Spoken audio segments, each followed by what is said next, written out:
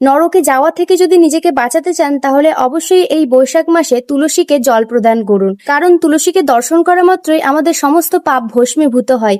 তুলসীকে জল দান করলে যম যাতনা দূরে যায় এবং তুলসী বৃক্ষ রোপণ করলে তার কৃপায় কৃষ্ণ ভক্তি বৃদ্ধি পায়। আর তুলসী যদি ভগবান শ্রীহরির চরণে অর্পণ করি তাহলে কৃষ্ণ প্রেম লাভ হয়। তাই গরুড় পুরাণে বলা হয়েছে, যে ব্যক্তি তুলসীকে প্রতিনিয়ত এই বৈশাখ মাসে জল প্রদান করে এবং প্রণাম করে সেই ব্যক্তির জন্ম জন্মান্তরের পাপ নাশ হয়।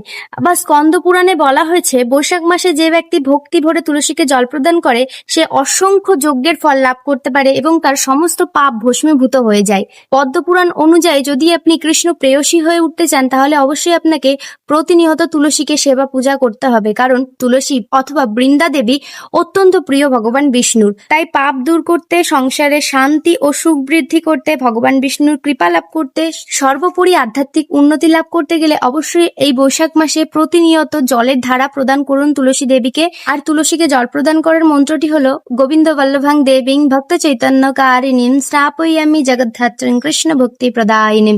এই মন্ত্রটি বলে অবশ্যই তুলসীকে জল প্রদান করুন এই বৈশাখ মাস জুড়ে এবং তুলসী তথা বৃন্দা দেবীর কৃপা লাভ করুন। সর্বোপরি ভগবান শ্রীকৃষ্ণের কৃপা লাভ করুন। হরে কৃষ্ণ, হরি বল।